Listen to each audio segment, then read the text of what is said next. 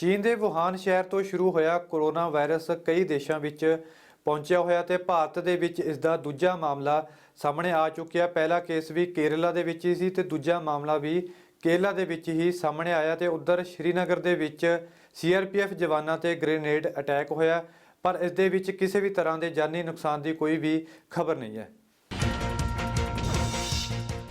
चीन ਵਿੱਚ फैले कोरोना वायरस ने भारत समेत दुनिया भर ਦੇ ਕਈ ਦੇਸ਼ਾਂ ਵਿੱਚ ਹਾਹਾਕਾਰ ਮਚਾ ਦਿੱਤੀ ਹੈ। कोरोना वायरस ਕਾਰਨ ਹੁਣ ਤੱਕ ਚੀਨ ਦੇ ਵਿੱਚ 304 ਲੋਕਾਂ ਦੀ ਮੌਤ ਹੋ ਚੁੱਕੀ ਹੈ ਤੇ ਵਾਇਰਸ ਨਾਲ ਪੀੜਤ ਮਰੀਜ਼ਾਂ ਦੀ ਗਿਣਤੀ 14000 ਹੋ ਗਈ ਹੈ। ਭਾਰਤ ਵਿੱਚ ਕੋਰੋਨਾ ਵਾਇਰਸ ਦਾ ਦੂਜਾ ਪੋਜ਼ਿਟਿਵ ਮਾਮਲਾ ਸਾਹਮਣੇ ਆਇਆ ਹੈ। ਕੇਰਲ ਦੇ ਮਰੀਜ਼ ਦਾ ਲਗਾਤਾਰ ਚੀਨ ਆਉਣਾ ਜਾਣਾ ਲੱਗਿਆ ਰਹਿੰਦਾ ਸੀ। ਮਰੀਜ਼ ਨੂੰ ਵੱਖਰੇ ਵਾਰਡ ਦੇ ਵਿੱਚ ਰੱਖਿਆ ਗਿਆ, ਹਾਲਾਂਕਿ ਉਸ ਦੀ ਹਾਲਤ ਸਥਿਰ ਹੈ ਅਤੇ ਡੂੰਘੀ ਨਿਗਰਾਨੀ ਕੀਤੀ ਜਾ ਰਹੀ ਹੈ। ਭਾਰਤ ਵਿੱਚ ਕੋਰੋਨਾ ਵਾਇਰਸ ਦਾ ਪੋਜ਼ਿਟਿਵ ਮਰੀਜ਼ ਮਿਲਣ ਦਾ ਇਹ ਦੂਜਾ ਮਾਮਲਾ। ਇਸ ਤੋਂ ਪਹਿਲਾਂ ਕੇਰਲ ਵਿੱਚ ਵੀ ਕੋਰੋਨਾ ਵਾਇਰਸ ਦਾ ਪਹਿਲਾ ਪੋਜ਼ਿਟਿਵ ਮਰੀਜ਼ ਪਾਇਆ ਗਿਆ ਸੀ। ਕੋਰੋਨਾ ਵਾਇਰਸ ਨਾਲ ਪੀੜਤ ਪਹਿਲਾ ਮਰੀਜ਼ ਚੀਨ ਦੀ ਵੁਹਾਨ ਯੂਨੀਵਰਸਿਟੀ ਦਾ ਵਿਦਿਆਰਥੀ ਹੈ। ਹਾਲਾਂਕਿ ਮਰੀਜ਼ ਦੀ ਸਥਿਤੀ ਹੁਣ ਸਥਿਰ ਹੈ ਅਤੇ ਉਸ ਨੂੰ ਵੀ ਨਿਗਰਾਨੀ ਹੇਠ ਰੱਖਿਆ ਗਿਆ। ਜੰਮੂ ਕਸ਼ਮੀਰ ਵਿੱਚ ਸੀਆਰਪੀਐਫ ਦੇ ਜਵਾਨਾਂ ਉੱਤੇ ਗ੍ਰੇਨੇਡ ਨਾਲ ਹਮਲਾ ਕੀਤਾ ਗਿਆ।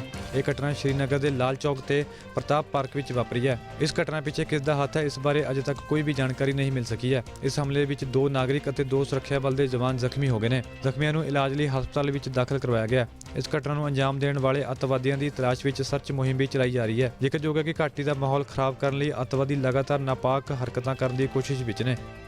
He has taken the advantage of a Sunday market and thrown a grenade at the CRPF deployment here. As a result, 2 persons have been injured.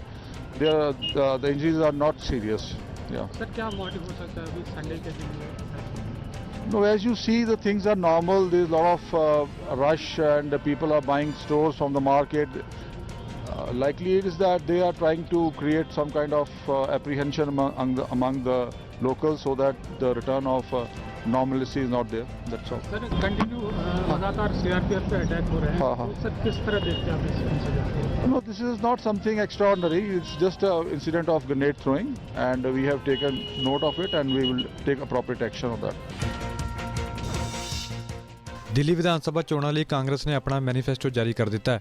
Congress ਦੇ ਸੂਬਾ ਪ੍ਰਧਾਨ ਸੁਭਾਸ਼ ਚੋਪੜਾ ਨੇ ਕਿਹਾ ਕਿ ਪਿਛਲੇ 5 ਸਾਲਾਂ ਵਿੱਚ ਪ੍ਰਦੂਸ਼ਣ ਕਾਰਨ ਕਈ ਲੋਕਾਂ ਦੀ ਮੌਤ ਹੋਈ ਹੈ। ਇਸ ਪ੍ਰਦੂਸ਼ਣ ਲਈ ਕੇਜਰੀਵਾਲ ਸਰਕਾਰ ਜ਼ਿੰਮੇਵਾਰ ਹੈ। ਅਸੀਂ ਬਜਟ ਦਾ 25% ਹਿੱਸਾ ਪ੍ਰਦੂਸ਼ਣ ਨੂੰ ਕਾਬੂ ਕਰਨ 'ਤੇ ਖਰਚ ਕਰਾਂਗੇ।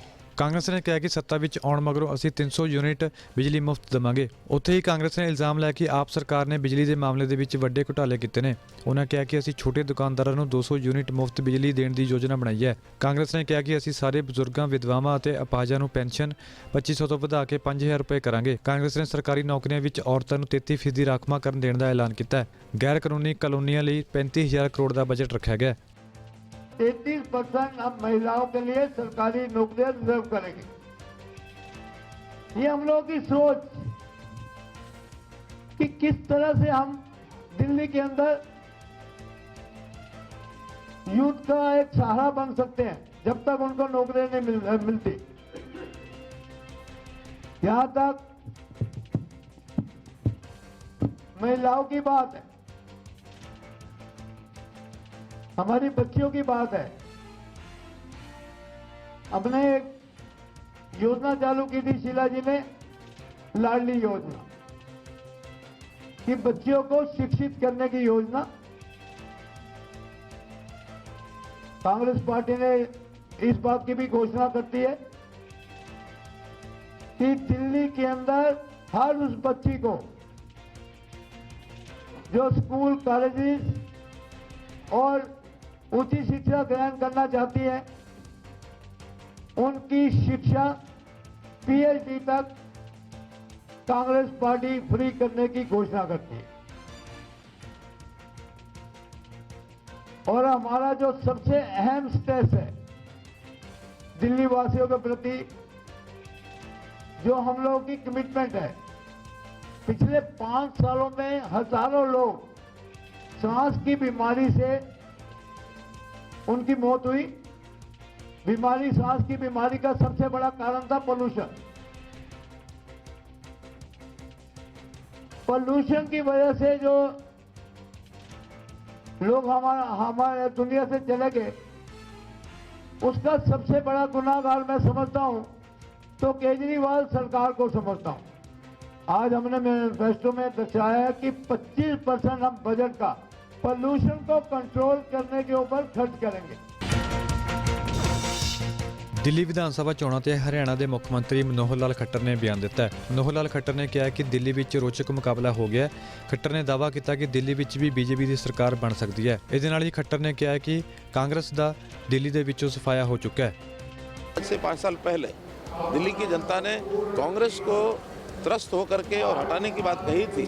अब उस समय चूँकि देश भर में तो भारतीय जनता पार्टी की सरकारें बनी, वहाँ मैं समझता हूँ अन्ना हजारे का एक फैक्टर ऐसा था, उनको ऐसा ध्यान में ही नहीं रहा कि भी जो जिसको मैं साथ लेकर चल रहा हूँ ये कोई दिल्ली की जनता को कुछ दे पाएगा। बाद में उसने अन्ना हजारे को भी धक्का मार दिया। आज मैं समझता हूँ कि दिल्ली की जनता पीड़ित है, दुखी है कि हम उसी चक्कर में फिर फंस गए जैसे 2014 में थे। तो आज वो इससे छुटकारा पाने के लिए लालायत हैं और निश्चित रूप से इससे छुटकारा पा करके और भारतीय जनता पार्टी को लाने की जो बात है, ऐसा मुझे लगता है सरकार भारतीय जनता पार्टी। बीजेपी के ऊपर ध्रुवीकरण का आरोप लग रहा है। देखिए, जनता का जो विचार होता है उस विचार में जनता किधर चलती है ये जनता की सोच पर निर्भर करता है। और चुनाव जब होते हैं वहाँ तो उस समय तो ध्रुव बना ही करते हैं। तो एक ध्रुव तो कभी रहता ही नहीं है चुनाव में, कभी कहीं 2 बनते हैं, कहीं 3 बनते हैं, कहीं 4 बनते हैं। और उसमें जब सबसे ज़्यादा जिसको मत मिलते हैं वही जीतता है। तो चुनाव के अंदर ध्रुवीकरण कोई नई बात थोड़ी है, हमेशा पार्टी की विचारधारा के हिसाब से ध्रुवीकरण हुआ ही करता है। ਵਿੱਤ ਮੰਤਰੀ ਨਿਰਮਲਾ ਸੀਤਾਰਮਨ ਨੇ ਸ਼ਨੀਵਾਰ ਨੂੰ ਬਜਟ ਪੇਸ਼ ਕੀਤਾ ਹੈ। ਇਸ ਬਜਟ ਵਿੱਚ ਸਰਕਾਰ ਵੱਲੋਂ ਵਿਸ਼ੇਸ਼ ਸੁਰੱਖਿਆ ਸਮੂਹ ਯਾਨੀ ਐਸਪੀਜੀ ਬਜਟ ਵਿੱਚ ਵੀ ਵਾਧਾ ਕੀਤਾ ਗਿਆ ਹੈ। ਐਸਪੀਜੀ ਕੋਲ ਹੀ ਪ੍ਰਧਾਨ ਮੰਤਰੀ ਨਰਿੰਦਰ ਮੋਦੀ ਦੇ ਸੁਰੱਖਿਆ ਦੀ ਜ਼ਿੰਮੇਵਾਰੀ ਹੈ। ਪਹਿਲਾਂ ਐਸਪੀਜੀ ਦਾ ਬਜਟ 540 ਕਰੋੜ ਰੁਪਏ ਸੀ, ਜਿਸ ਨੂੰ ਹੁਣ ਵਧਾ ਕੇ 600 ਕਰੋੜ ਰੁਪਏ ਕਰ ਦਿੱਤਾ ਗਿਆ ਹੈ। ਪਿਛਲੇ ਸਾਲ ਵੀ ਐਸਪੀਜੀ ਦਾ ਬਜਟ ਵਧਾਇਆ ਗਿਆ ਸੀ। ਸਾਲ 2018 ਤੱਕ ਐਸਪੀਜੀ ਦਾ ਬਜਟ 420 ਕਰੋੜ ਰੁਪਏ ਸੀ, ਜੋ 2019 ਵਿੱਚ ਵਧਾ ਕੇ 540 ਕਰੋੜ ਰੁਪਏ ਕਰ ਦਿੱਤਾ ਗਿਆ ਸੀ। ਦੱਸ ਦਈਏ ਕਿ ਹਾਲ ਹੀ ਦੇ ਵਿੱਚ ਐਸਪੀਜੀ ਸੁਰੱਖਿਆ ਨੂੰ ਗਾਂਧੀ ਪਰਿਵਾਰ ਤੋਂ ਵਾਪਸ ਲੈ ਲਿਆ ਗਿਆ ਸੀ। ਇਸ ਦੇ ਨਾਲ ਹੀ ਸਾਬਕਾ ਪ੍ਰਧਾਨ ਮੰਤਰੀ ਮਨਮੋਹਨ ਸਿੰਘ ਤੋਂ ਵੀ ਐਸਪੀਜੀ ਸੁਰੱਖਿਆ ਨੂੰ ਅਗਸਤ ਵਿੱਚ ਵਾਪਸ ਲੈ ਲਿਆ ਗਿਆ ਸੀ। ਬੁਲੇਟਿਨ ਦੇ ਵਿੱਚ ਸਮਾਂ ਹੋ ਗਿਆ ਇੱਕ ਹੋਰ ਬ੍ਰੇਕ ਦਾ। ਬ੍ਰੇਕ ਤੋਂ ਬਾਅਦ ਵੀ ਖਬਰਾਂ ਦਾ ਸਿਲਸਿਲਾ ਜਾਰੀ ਰਹੇਗਾ।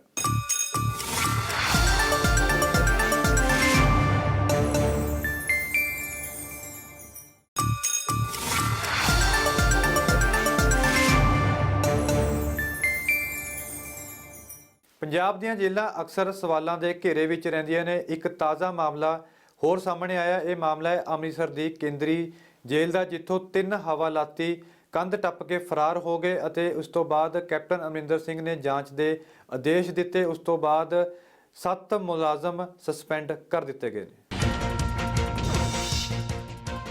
ਅੰਮ੍ਰਿਤਸਰ ਦੀ ਕੇਂਦਰੀ ਜੇਲ੍ਹ ਵਿੱਚੋਂ 3 ਹਵਾਲਾਤੀ ਫਰਾਰ ਹੋ ਗਏ। ਇਹਨਾਂ ਹਵਾਲਾਤੀਆਂ ਨੇ ਪਹਿਲਾਂ ਬੈਰਕ ਦੀ ਕੰਧ ਤੋੜੀ ਅਤੇ ਫਿਰ ਦਸਤਾਰ ਨਾਲ ਲਟਕ ਕੇ ਮੁੱਖ ਦੀਵਾਰ ਨੂੰ ਪਾਰ ਕੀਤਾ। ਫਰਾਰ ਹੋਏ ਕੈਦੀਆਂ ਵਿੱਚੋਂ ਜਰਨੈਲ ਸਿੰਘ ਅਤੇ ਗੁਰਪ੍ਰੀਤ ਸਿੰਘ ਵਾਸੀ ਖਡੂਰ ਸਾਹਿਬ ਸਕੇ ਭਰਾ ਹਨ ਅਤੇ ਇਹਨਾਂ ਤੇ ਅੰਮ੍ਰਿਤਸਰ ਦੇ ਬੀ ਡਿਵੀਜ਼ਨ ਥਾਣੇ ਵਿੱਚ ਲੁੱਟ ਖੋਹ ਦਾ ਕੇਸ ਦਰਜ ਹੈ।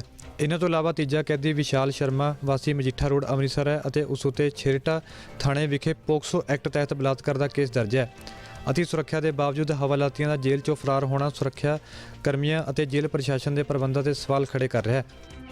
ਕੇਂਦਰੀ ਜੇਲ੍ਹ ਅੰਮ੍ਰਿਤਸਰ ਦੇ ਵਿੱਚੋਂ 3 ਹਵਾਲਾਤੀਆਂ ਦੇ ਫਰਾਰ ਹੋਣ ਦੀ ਘਟਨਾ ਤੋਂ ਬਾਅਦ ਜੇਲ੍ਹ ਪ੍ਰਸ਼ਾਸਨ ਦੇ ਦਾਅਵਿਆਂ ਦੀ ਜਿੱਤੇ ਵੱਡੇ ਪੱਧਰ ਦੇ ਉੱਤੇ ਪੋਲ ਖੁੱਲ ਗਈ ਹੈ, ਉੱਥੇ ਹੀ ਇੱਕ ਲਾਪਰਵਾਹੀ ਸਾਹਮਣੇ ਆਈ ਹੈ, ਜਿਸ ਤਹਿਤ 3 ਹਵਾਲਾਤੀ ਜੋ ਜੇਲ੍ਹ ਦੇ ਵਿੱਚੋਂ ਪੁਲਿਸ ਜਿਹੜੇ ਕਰਮਚਾਰੀ ਸੀ ਜਾਂ ਜੇਲ੍ਹ ਦੇ ਕਰਮਚਾਰੀ ਸੀ ਉਹਨਾਂ ਨੂੰ ਚਕਮਾ ਦੇ ਕੇ ਫਰਾਰ ਹੋ ਗਏ ਹਨ। ਅਤੇ ਹੁਣ ਇਸ ਮਾਮਲੇ ਦੇ ਵਿੱਚ ਪੰਜਾਬ ਦੇ ਮੁੱਖ ਮੰਤਰੀ ਕੈਪਟਨ ਅਮਰਿੰਦਰ ਸਿੰਘ ਨੇ ਮੈਜਿਸਟ੍ਰੇਟ ਜਿਹੜੀ ਹੈ ਜਾਂਚ ਦੇ ਆਦੇਸ਼ ਦੇ ਦਿੱਤੇ ਨੇ ਅਤੇ ਤੁਰੰਤ ਜਿਹੜੇ ਇਸ ਦੇ ਲਈ ਜ਼ਿੰਮੇਵਾਰ ਨੇ ਹਵਾਲਾਤੀਆਂ ਦੀ ਨਿਗਰਾਨੀ ਦੇ ਲਈ ਜਿਹੜੇ ਮੁਲਾਜ਼ਮ ਤੈਨਾਤ ਕੀਤੇ ਗਏ ਸਨ ਉਹਨਾਂ ਨੂੰ ਸਸਪੈਂਡ ਕਰਨ ਦੇ ਜਿਹੜੇ ਨੇ ਹੁਕਮ ਜਾਰੀ ਕਰ ਦਿੱਤੇ ਨੇ। ਅਸੀਂ ਅੰਮ੍ਰਿਤਸਰ ਦੀ ਕੇਂਦਰੀ ਜੇਲ੍ਹ ਦੇ ਬਾਹਰ ਖੜੇ ਹਾਂ। ਫਤਾਹਪੁਰ ਖੇਤਰ ਦੇ ਵਿੱਚ ਜਿਹੜੀ ਇਹ ਨਵੀਂ ਜੇਲ੍ਹ ਸੀ, ਮਾਡਰਨ ਜੇਲ੍ਹ ਦਾ ਇਹਨੂੰ ਨਾਮ ਦਿੱਤਾ ਗਿਆ ਸੀ, ਤਾਂ ਇੱਥੇ ਤਿਆਰ ਕੀਤੀ ਗਈ ਸੀ। ਤਾਂ ਉਸ ਵੇਲੇ ਦਾਅਵਾ ਕੀਤਾ ਗਿਆ ਸੀ ਕਿ ਪੰਜਾਬ ਦੀਆਂ ਸਾਰੀਆਂ ਜੇਲ੍ਹਾਂ ਦੇ ਵਿੱਚੋਂ ਇਹ ਅਤੀ ਸੁਰੱਖਿਅਤ ਜਿਹੜੀ ਜੇਲ੍ਹ ਸੀ ਇਹ ਮੰਨੀ ਜਾਂਦੀ ਸੀ। ਤਾਂ ਇਸ ਦੇ ਵਿੱਚੋਂ ਬੀਤੀ ਰਾਤ ਜਿਹੜੇ ਅੱਧੀ ਰਾਤ ਜਿਹੜੇ 3 ਹਵਾਲਾਤੀ ਸੀ ਉਹ ਇੱਥੋਂ ਫਰਾਰ ਹੋ ਗਏ। ਹਾਲਾਂਕਿ ਹੁਣ ਇਸ ਘਟਨਾ ਤੋਂ ਬਾਅਦ ਜਿੱਥੇ ਜੇਲ੍ਹ ਵਿਭਾਗ ਦੀ ਜਿਹੜੀ ਵੱਡੀ ਲਾਪਰਵਾਹੀ ਸਾਹਮਣੇ ਆਈ ਹੈ, ਪੰਜਾਬ ਦੇ ਜੇਲ੍ਹ ਮਿਨਿਸਟਰ ਜਿਹੜੇ ਨੇ ਜਾਂ ਪੰਜਾਬ ਸਰਕਾਰ ਦੇ ਅਧਿਕਾਰੀ ਨੇ ਉਹ ਲੰਬੇ ਸਮੇਂ ਤੋਂ ਇਹ ਦਾਅਵਾ ਕਰਦੇ ਆ ਰਹੇ ਸਨ ਕਿ ਜੇਲ੍ਹਾਂ ਦੇ ਵਿੱਚ ਜਿਹੜੀ ਆ ਸੁਰੱਖਿਆ ਦੇ ਜਿਹੜੇ ਜ਼ਬਰਦਸਤ ਪ੍ਰਬੰਧ ਕੀਤੇ ਜਾਂਦੇ ਨੇ। ਤਾਂ ਇਸ ਘਟਨਾ ਤੋਂ ਬਾਅਦ ਜਿਵੇਂ ਕਿ ਜੇਲ੍ਹ ਦੇ ਅਧਿਕਾਰੀਆਂ ਦੀ ਪੋਲ ਖੁੱਲੀ ਹੈ ਤਾਂ ਕਈ ਤਰ੍ਹਾਂ ਦੇ ਜਿਹੜੇ ਸਵਾਲ ਨੇ ਉਹ ਉੱਠਣੇ ਸ਼ੁਰੂ ਹੋ ਗਏ ਨੇ। ਜਿਹੜੀ ਸਾਹਮਣੇ ਤੁਸੀਂ ਦੀਵਾਰ ਦੇਖ ਸਕਦੇ ਹੋ, 2 ਤਰ੍ਹਾਂ ਦੀਆਂ ਦੀਵਾਰਾਂ, ਇੱਕ 16 ਫੁੱਟ ਦੀ ਦੀਵਾਰ ਜਿਹੜੀ ਬੈਰਕਾਂ ਦੇ ਆਸ-ਪਾਸ ਹੁੰਦੀ ਹੈ, ਤਾਂ ਉਸ ਤੋਂ ਅਗਲੀ ਦੀਵਾਰ 21 ਫੁੱਟ ਦੀ ਦੀਵਾਰ ਜਿਸ ਨੂੰ ਟੱਪ ਕੇ ਇੱਕ ਰੱਸੀ ਬਣਾ ਕੇ ਜਿਹੜੀ ਸੀਗੀ ਉਹਨਾਂ ਦੇ ਸਹਾਰੇ ਦੇ ਨਾਲ ਜਿਹੜੇ 3 ਕੈਦੀ ਸੀ ਉਹ ਟੱਪ ਕੇ ਜਿਹੜੇ ਤੋਂ ਫਰਾਰ ਹੋਏ ਨੇ। ਤਕਰੀਬਨ ਰਾਤ 3 ਵਜੇ ਤੋਂ ਬਾਅਦ ਦੀ ਇਹ ਘਟਨਾ ਹੈ। ਤਾਂ 3 ਜਿਹੜੇ ਹਵਾਲਾਤੀ ਸਨ ਇਹਨਾਂ ਜਿਨ੍ਹਾਂ ਦੀ ਸ਼ਨਾਖਤ ਪੁਲਿਸ ਵੱਲੋਂ ਕੀਤੀ ਗਈ ਹੈ। ਜਰਨੈਲ ਸਿੰਘ ਜਿਸ ਦੀ ਕ੍ਰਿਮੀਨਲ ਆਈਡੀ ਜੋ ਜੇਲ੍ਹ ਵੱਲੋਂ ਦਿੱਤੀ ਜਾਂਦੀ ਹੈ 142523 ਜਰਨੈਲ ਸਿੰਘ ਸਨ ਆਫ ਸੁਖਦੇਵ ਸਿੰਘ ਜਿਹੜਾ, ਤੇ ਦੂਸਰਾ ਹੀ ਉਸ ਦਾ ਭਰਾ ਗੁਰਪ੍ਰੀਤ ਸਿੰਘ ਏਲੀਅਸ ਗੋਪੀ ਜਿਸ ਦੀ ਕ੍ਰਿਮੀਨਲ ਆਈਡੀ 142524 ਦੱਸੀ ਜਾ ਰਹੀ ਹੈ। ਤੇ ਇਹਨਾਂ ਦੇ ਨਾਲ ਜੋ ਵਿਸ਼ਾਲ ਸੀ ਸਨ ਆਫ ਸਤੀਸ਼ ਕੁਮਾਰ 132057 ਉਸ ਦੀ ਕ੍ਰਿਮੀਨਲ ਆਈਡੀ ਹੈ ਜਿਹੜੀ ਇਹਨਾਂ ਦੀ ਕ੍ਰਿਮੀਨਲ ਤਿੰਨੇ ਇੱਕ ਪਲੈਨਿੰਗ ਦੇ ਤਹਿਤ ਜਿਹੜੇ ਨੇ ਇਥੋਂ ਫਰਾਰ ਹੋਏ ਨੇ। ਤਾਂ ਜੇਲ੍ਹ ਦੇ ਉੱਚ ਅਧਿਕਾਰੀ ਵੀ ਇੱਥੇ ਪਹੁੰਚਣੇ ਸ਼ੁਰੂ ਹੋ ਗਏ ਨੇ ਜਿੱਥੇ ਮੁੱਖ ਮੰਤਰੀ ਕੈਪਟਨ ਅਮਰਿੰਦਰ ਸਿੰਘ ਨੇ ਇਸ ਦੇ ਉੱਚ ਪੱਧਰੀ ਜਾਂਚ ਦੇ ਹੁਕਮ ਦਿੱਤੇ ਸਨ। ਤਾਂ ਦੱਸ ਦੇਣਾ ਚਾਹੁੰਦੇ ਆ ਕਿ ਇਹ ਜਿਹੜੇ ਤਿੰਨੇ ਹਵਾਲਾਤੀ ਫਰਾਰ ਹੋਏ ਨੇ ਇਹਨਾਂ ਦੇ ਵਿੱਚੋਂ ਜਿਹੜਾ ਵਿਸ਼ਾਲ ਸੀ ਇਸ ਦੀ ਤਕਰੀਬਨ 22 ਸਾਲ ਦੀ ਉਮਰ ਦੱਸੀ ਜਾਂਦੀ ਹੈ। ਤਾਂ ਆਰਾ ਕਲੋਨੀ ਮਜੀਠਾ ਰੋਡ ਦਾ ਰਹਿਣ ਵਾਲਾ ਹੈ ਤੇ 51 ਨੰਬਰ FIR ਅੰਡਰ ਸੈਕਸ਼ਨ 376 ਦੇ ਤਹਿਤ ਜਿਹੜੀ ਪੋਕਸੋ ਐਕਟ ਦੇ ਤਹਿਤ ਇਹਦੇ ਖਿਲਾਫ ਮੁਕੱਦਮਾ ਦਰਜ ਹੋਇਆ ਸੀ 2 ਅਪ੍ਰੈਲ 2019 ਨੂੰ। ਤਾਂ ਉਸ ਵੇਲੇ ਤੋਂ ਹੀ ਇਹ ਅੰਡਰ ਟ੍ਰਾਇਲ ਅੰਮ੍ਰਿਤਸਰ ਦੀ ਜੇਲ੍ਹ ਦੇ ਵਿੱਚ ਇੱਥੇ ਨਜ਼ਰਬੰਦ ਸੀ। ਤਾਂ ਇਸ ਤੋਂ ਇਲਾਵਾ ਜਿਹੜਾ ਗੁਰਪ੍ਰੀਤ ਸਿੰਘ ਦੂਸਰਾ ਕੈਦੀ ਹੈ ਤਾਂ ਗੁਰਪ੍ਰੀਤ ਸਿੰਘ ਜਿਸ ਦੀ ਉਮਰ ਤਕਰੀਬਨ 34 ਸਾਲ ਦੱਸੀ ਜਾ ਰਹੀ ਹੈ ਤੇ ਉਸ ਦਾ ਭਰਾ ਜਿਹੜਾ ਜਰਨੈਲ ਸੀ ਇਹ ਚੰਡੀਗੜ੍ਹ ਰੋਡ ਖਡੂਰ ਸਾਹਿਬ ਦੇ ਰਹਿਣ ਵਾਲੇ ਸਨ। ਤਾਂ ਇਹਨਾਂ ਨੂੰ ਇਹ ਨਾਲ ਇਥੋਂ ਫਰਾਰ ਹੋਏ ਨੇ ਤਿੰਨੇ ਜਣੇ ਇੱਕ ਪਲੈਨਿੰਗ ਕਰਕੇ ਜੋ ਦੱਸਿਆ ਜਾ ਰਿਹਾ ਹੈ ਇਹ ਸਨੈਚਿੰਗ ਦੇ ਮੁਕੱਦਮਿਆਂ ਦੇ ਵਿੱਚ ਇਹ ਅੰਮ੍ਰਿਤਸਰ ਦੀ ਜੇਲ੍ਹ ਦੇ ਵਿੱਚ ਨਜ਼ਰਬੰਦ ਸਨ। ਮੁੱਖ ਮੰਤਰੀ ਕੈਪਟਨ ਅਮਰਿੰਦਰ ਸਿੰਘ ਦੇ ਹੁਕਮਾਂ ਤੋਂ ਬਾਅਦ ਜੇਲ੍ਹ ਵਿਭਾਗ ਨੇ ਕੇਂਦਰੀ ਜੇਲ੍ਹ ਅੰਮ੍ਰਿਤਸਰ ਵਿੱਚੋਂ ਬੀਤੀ ਰਾਤ ਹਵਾਲਾਤੀਆਂ ਦੇ ਫਰਾਰ ਹੋਣ ਤੋਂ ਕਾਰਵਾਈ ਕਰਦੇ ਹੋਏ 7 ਜੇਲ੍ਹ ਮੁਲਾਜ਼ਮਾਂ ਨੂੰ ਤੁਰੰਤ ਕਾਰਵਾਈ ਕਰਕੇ ਮੁਅੱਤਲ ਕਰ ਦਿੱਤਾ। ਇਹਨਾਂ ਵਿੱਚੋਂ 2 ਅਸਿਸਟੈਂਟ ਜੇਲ੍ਹ ਸੁਪਰਡੈਂਟ 4 ਵਾਰਡਨ ਅਤੇ 1 ਹੋਮਗਾਰਡ ਦਾ ਜਵਾਨ ਸ਼ਾਮਲ ਹੈ ਜਦਕਿ 3 ਜੇਲ੍ਹ ਮੁਲਾਜ਼ਮਾਂ ਖਿਲਾਫ ਵਿਭਾਗ ਕਾਨੂੰਨੀ ਕਾਰਵਾਈ ਵੀ ਕਰਨ ਜਾ ਰਿਹਾ ਹੈ। 6 ਜੇਲ੍ਹ ਆਫਿਸਰਸ ਔਰ 1 ਹੋਮਗਾਰਡ ਦੇ ਖਿਲਾਫ ਐਕਸ਼ਨ ਲੈ ਰਹੇ ਹਾਂ। ਜੇਲ੍ਹ ਆਫਿਸਰਸ ਨੂੰ ਸਸਪੈਂਡ ਕੀਤਾ ਗਿਆ ਹੈ। 2 ਜੇਲ੍ਹ ਆਫਿਸਰ ਦੇ ਖਿਲਾਫ ਲੀਗਲ ਐਕਸ਼ਨ ਔਰ 1 ਹੋਮਗਾਰਡ ਦੇ ਖਿਲਾਫ ਲੀਗਲ ਐਕਸ਼ਨ ਲਈ ਪੁਲਿਸ ਨੂੰ ਲਿਖ ਦਿੱਤਾ ਗਿਆ ਹੈ। ਸਰ ਜਿਹੜੇ ਬਾਕੀ ਇਨਮੇਟ ਸੀਗੇ ਜੇਲ੍ਹ ਦੀ ਇਸ ਵਾਰਡ ਦੇ ਵਿੱਚ ਉਹਨਾਂ ਨੇ ਕੋਈ ਰੌਲਾ ਨਹੀਂ ਪਾਇਆ ਸਰ, ਉਹਨਾਂ ਦੀ ਕੀ ਭੂਮਿਕਾ ਕਿਸੇ ਤਰ੍ਹਾਂ ਸ਼ੱਕ ਦੇ ਘੇਰੇ 'ਚ ਹੈਗੀ? ਨਹੀਂ, ਉਧਰੋਂ ਕੋਈ ਸਾਨੂੰ ਅਲਰਟ ਨਹੀਂ ਆਈ ਹੈ ਔਰ ਇਹ ਇੱਕ ਚਿੰਤਾਜਨਕ ਚੀਜ਼ ਹੈ। ਜਿੱਥੇ ਤੱਕ ਇਨਵੈਸਟੀਗੇਸ਼ਨ ਦਾ ਸਵਾਲ ਹੈ ਜਿੱਧਰੋਂ ਜਿਸ ਐਂਗਲ ਤੋਂ ਵੀ ਕਿਸੇ ਦਾ ਇਨਵੋਲਵਮੈਂਟ ਹੋਏਗਾ, ਕੋਈ ਕਨਸਪੀਰੇਸੀ ਹੋਏਗੀ, ਕੋਈ ਨੈਗਲੀਜੈਂਸ ਹੋਈ, ਸਾਰੇ ਦੇ ਖਿਲਾਫ ਆਪਾਂ ਐਕਸ਼ਨ ਲਵਾਂਗੇ। ਅੰਮ੍ਰਿਤਸਰ ਦੀ ਡਰੱਗ ਫੈਕਟਰੀ ਕੇਸ ਵਿੱਚ ਅਕਾਲੀ ਦਲ ਅਤੇ ਕਾਂਗਰਸੀ ਨੇਤਾ ਵੀ ਅੜਿੱਕੇ ਆਏ ਨੇ। ਸਪੈਸ਼ਲ ਟਾਸਕ ਫੋਰਸ ਦੀ ਟੀਮ ਨੇ ਇਸ ਨਸ਼ੇ ਦੇ ਕੇਸ ਵਿੱਚ ਕਾਂਗਰਸੀ ਕੌਂਸਲਰ ਦੇ ਬੇਟੇ ਸਾਹਿਲ ਨੂੰ ਵੀ ਨਾਮਜ਼ਦ ਕੀਤਾ ਹੈ। ਕਾਬੂ ਕੀਤੇ ਗਏ ਮੁਲਜ਼ਮਾਂ ਵਿੱਚੋਂ ਇੱਕ ਦੇ ਸੰਪਰਕ ਵਿੱਚ ਕੌਂਸਲਰ ਦਾ ਬੇਟਾ ਵੀ ਸੀ। STF ਦਾ ਕਹਿਣਾ ਕਿ ਨੋਟਿਸ ਭੇਜ ਕੌਂਸਲਰ ਦੇ ਬੇਟੇ ਸਾਹਿਲ ਸ਼ਰਮਾ ਨੂੰ ਜਾਂਚ ਵਿੱਚ ਸ਼ਾਮਲ ਹੋਣ ਅਤੇ ਉਸ ਦੀ ਭੂਮਿਕਾ ਦੀ ਪੜਤਾਲ ਕੀਤੀ ਜਾਵੇਗੀ। ਜੇ ਨਸ਼ਾ ਤਸਕਰੀ ਨਾਲ ਤਾਰ ਜੁੜੇ ਹੋਏ ਤਾਂ ਗ੍ਰਿਫਤਾਰ ਕੀਤਾ ਜਾਵੇਗਾ। ਉਧਰ ਕੋਠੀ ਦੇ ਮਾਲਕ ਅਤੇ ਅਕਾਲੀ ਲੀਡਰ ਅਨਵਰ ਮਸੀਹ ਨੂੰ ਵੀ STF ਜਾਂਚ ਵਿੱਚ ਸ਼ਾਮਲ ਹੋਣ ਦਾ ਨੋਟਿਸ ਭੇਜੇਗੀ। ਅਨਵਰ ਮਸੀਹ ਨੇ ਕਿਰਾਏ ਤੇ ਕੋਠੀ ਦਿੱਤੀ ਹੋਈ ਸੀ ਜਿਸ ਵਿੱਚ ਇਹ ਨਸ਼ਾ ਤਸਕਰ ਰਹਿੰਦੇ ਸਨ। ਇਸ ਕੋਠੀ ਵਿੱਚੋਂ ਹੀ STF ਨੇ ਵੱਡੀ ਮਾਤਰਾ ਦੇ ਵਿੱਚ ਨਸ਼ਾ ਬਰਾਮਦ ਕੀਤਾ ਸੀ। ਅੰਮ੍ਰਿਤਸਰ ਦੇ ਸੁਲਤਾਨਵਿੰਡ ਖੇਤਰ ਦੇ ਆਕਾਸ਼ ਵਿਹਾਰ ਦੇ ਵਿੱਚੋਂ ਬੀਤੇ ਦਿਨੀ 194 ਕਿਲੋ ਹੈਰੋਇਨ ਰਿਕਵਰੀ ਦੇ ਮਾਮਲੇ ਦੇ ਵਿੱਚ ਲਗਾਤਾਰ ਇਸ ਮਾਮਲੇ ਦੇ ਸਿਆਸੀ ਜਿਹੜੇ ਕਨੈਕਸ਼ਨ ਨੇ ਉਹ ਡਿਵੈਲਪ ਹੁੰਦੇ ਜਾ ਰਹੇ ਨੇ। ਤੇ ਸਭ ਤੋਂ ਪਹਿਲਾਂ ਇਸ ਮਾਮਲੇ ਦੇ ਵਿੱਚ ਜਿੱਥੇ ਅਨਵਰ ਮਸੀਹ ਦਾ ਨਾਮ ਆਇਆ, ਜਿਹੜਾ ਅਨਵਰ ਮਸੀਹ ਅਕਾਲੀ ਦਲ ਦੇ ਵੱਲੋਂ SS ਬੋਰਡ ਦੇ ਮੈਂਬਰ ਰਹੇ ਸੀ ਅਕਾਲੀ ਭਾਜਪਾ ਸਰਕਾਰ ਦੇ, ਤਾਂ ਉਸ ਤੋਂ ਬਾਅਦ ਹੁਣ ਜਿਹੜਾ ਇੱਕ ਨਵਾਂ ਨਾਂ ਇਸ ਵਿੱਚ ਜੁੜ ਰਿਹਾ ਹੈ ਉਹ ਕਾਂਗਰਸੀ ਕੌਂਸਲਰ ਜਿਹੜੇ ਅੰਮ੍ਰਿਤਸਰ ਤੋਂ ਨੇ ਪ੍ਰਦੀਪ ਸ਼ਰਮਾ, ਉਹਨਾਂ ਦੇ ਬੇਟੇ ਜਿਹੜੇ ਨੇ ਸਾਹਿਲ ਸ਼ਰਮਾ ਦਾ ਨਾਮ ਜੁੜ ਰਿਹਾ ਹੈ। ਤੇ ਪੁਲਿਸ ਨੇ ਇਸ ਮਾਮਲੇ ਦੇ ਵਿੱਚ ਸਾਹਿਲ ਸ਼ਰਮਾ ਨੂੰ ਵੀ ਨਾਮਜ਼ਦ ਕਰ ਲਿਆ ਹੈ ਜਿਸ ਦਾ ਮੁੱਖ ਕਾਰਨ ਇਹ ਦੱਸਿਆ ਜਾ ਰਿਹਾ ਹੈ ਕਿ STF ਨੇ ਜਿਹੜੀ ਹੈਰੋਇਨ ਰਿਕਵਰੀ ਕੀਤੀ ਸੀ ਤਾਂ ਉਸ ਦੇ ਵਿੱਚ ਜਿਹੜੇ ਮੁਲਜ਼ਮਾਂ ਦੀ ਪੁੱਛਗਿੱਛ ਕੀਤੀ ਤਾਂ ਉਹਨਾਂ ਨੇ ਦੱਸਿਆ ਕਿ ਸੁਲਤਾਨਵਿੰਡ ਖੇਤਰ ਦੇ ਵਿੱਚ ਜਿਹੜੀ ਨਸ਼ੇ ਦੀ ਇਹ ਫੈਕਟਰੀ ਚੱਲ ਰਹੀ ਸੀ, ਹੈਰੋਇਨ ਬਣਾਉਣ ਦੀ ਫੈਕਟਰੀ ਜਿਹੜੀ ਚੱਲ ਰਹੀ ਸੀ, ਤਾਂ ਇਸ ਦੇ ਵਿੱਚੋਂ ਤਿਆਰ ਕੀਤਾ ਸਮਾਨ ਮਜੀਠਾ ਰੋਡ ਦੇ ਉੱਪਰ ਰਿਸ਼ੀ ਵਿਹਾਰ ਦੇ ਵਿੱਚ ਇੱਕ ਕੋਠੀ ਹੈ ਜਿਸ ਦੇ ਵਿੱਚ ਤਿਆਰ ਕੀਤਾ ਸਮਾਨ ਕੁਝ ਸਮੇਂ ਲਈ ਡੰਪ ਕੀਤਾ ਗਿਆ ਸੀ। ਤਾਂ STF ਦੇ ਜਿਹੜੇ DSP ਨੇ ਭਵਿੰਦਰ ਮਹਾਜਨ, ਉਹਨਾਂ ਨੇ ਜੋ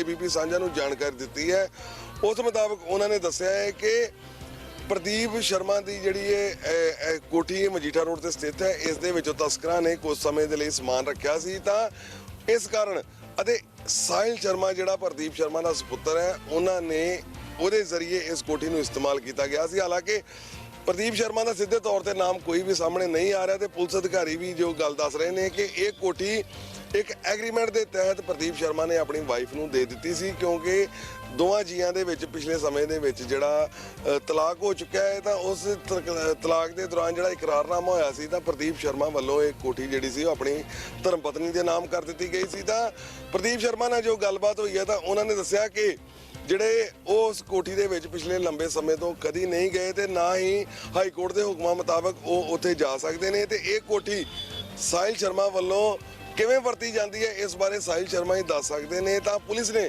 ਇਸ ਮਾਮਲੇ ਦੇ ਵਿੱਚ ਹੁਣ ਸਾਹਿਲ ਸ਼ਰਮਾ ਨੂੰ ਨਾਮਜ਼ਦ ਕਰਕੇ ਜਿੱਥੇ ਛਾਪੇਮਾਰੀ ਸ਼ੁਰੂ ਕਰ ਦਿੱਤੀ ਹੈ ਉੱਥੇ ਦੱਸ ਦੇਣਾ ਚਾਹੁੰਦੇ ਹਾਂ ਕਿ ਸਾਹਿਲ ਸ਼ਰਮਾ ਜਿਹੜਾ ਹੈ ਉਹ ਲਗਾਤਾਰ ਪਿਛਲੇ ਸਮੇਂ ਤੋਂ ਵੀ ਇਸ ਕੇਸ ਦੇ ਦਰਜ ਹੋਣ ਤੋਂ ਪਹਿਲਾਂ ਵੀ ਫਰਾਰ ਚੱਲ ਰਿਹਾ ਸੀ। ਗੁੱਡ ਮਾਰਨਿੰਗ ਦੇ ਵਿੱਚ ਫਿਲਹਾਲ ਇੰਨਾ ਹੀ। ਮੈਨੂੰ ਦਿਓ ਇਜਾਜ਼ਤ। ਦੇਸ਼ ਦੁਨੀਆ ਤੇ ਪੰਜਾਬ ਦੀ ਹਰ ਵੱਡੀ ਖਬਰ ਲਈ ਦੇਖਦੇ ਰਹੋ ABP ਸਾਂਝਾ।